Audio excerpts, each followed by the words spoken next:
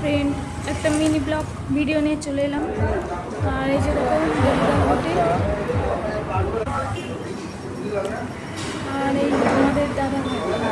আমরা হোটেলে এরকম খাবার কিনতে গিয়েছিলাম, অনেক রাত হয়ে গিয়েছিলো, ভাবলাম বাড়িতে গিয়ে আর কী করবো। তো তোমাদের দাদা ভাই হোটেল থেকে ভাত নিয়ে নিল।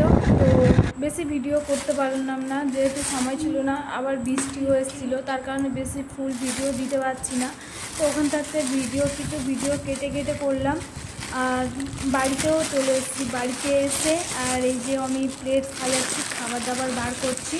তো তার মধ্যে কিছু কথা বলে নিই। এই যে আমি শেফালি, তোমাদের দিদিভাই। তো আবার নতুন একটা আইডি নিয়ে চলে এলাম কাজ করতে। তো আশা করছি তোমরা আমার পাশে আছো। আর আমাদের ছোট্ট পরিবার, আমি আর তোমাদের দাদা ভাই, তো আমাদের দুজনার পরিবারটা নিয়ে আমি কাজটা শুরু করলাম। আশা করছি তোমরা আমাদের পাশে থাকবে দুজনা।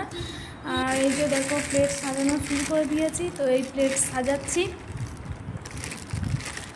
আর ভাত নিয়েছি, আলু ভাজা, যেহেতু মাংস প্লেট নিয়েছে, মাংসটা আমি খেতে পছন্দ করি বলে, তো তোমাদের দাদাভাই বেশিরভাগ মাংস জানে।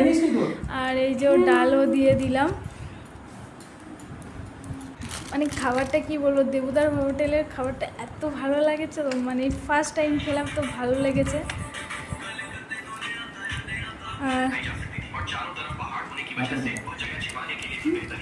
যদি ভিডিওটা তোমাদের ভালো লেগে থাকে তো একটা ছোট্ট লাইক, কমেন্ট আর সাবস্ক্রাইব তোমরা প্লিজ পাশে থেকো। আমিও প্রত্যেকের পাশে আছি। আর আমি আমার ছোট সংসারকে যাতে এগিয়ে নিয়ে যেতে পারি, তার জন্য তোমাদের ভালোবাসা আমার সবথেকে বেশি প্রয়োজন। কারণ তোমাদের ভালোবাসা না পেলে আমি আমার এই ছোট্ট আইডিটাকে আমি এগোতে নিয়ে পারবো না। তার জন্য তোমাদেরকে রিকোয়েস্ট করছি, প্লিজ তোমরা আমার পাশে থেকো। আর এই যে দেখো আমাদের ছোট্ট পরিবারে এই একটা আমাদের সদস্য, আমাদের বুলেট। তো ও হচ্ছে আমার মতো মাংস প্রাণী, মাংস ছাড়াও ভাত খেতেই পারে না, ওকে সবসময় মাংস দিতেই হয়। তো ওকে আগে ভাতটা দিয়ে দিলাম, তারপরে আমরা খেতে বসে গেলাম। তো চলো, ভাত এতটাই ভিডিও। তো আবার পরের ভিডিওতে দেখা হচ্ছে। তো আমার ছোট্ট সংসারের ছোট্ট ছোট্ট ভিডিও নিয়ে আসবো। প্লিজ তোমরা প্রত্যেককে আমার পাশে থেকো। Tata, bye bye. আবার দেখা হচ্ছে পরের ভিডিওতে। ততক্ষণে তোমরা সুস্থ থেকো, ভালো থেকো। Good bye.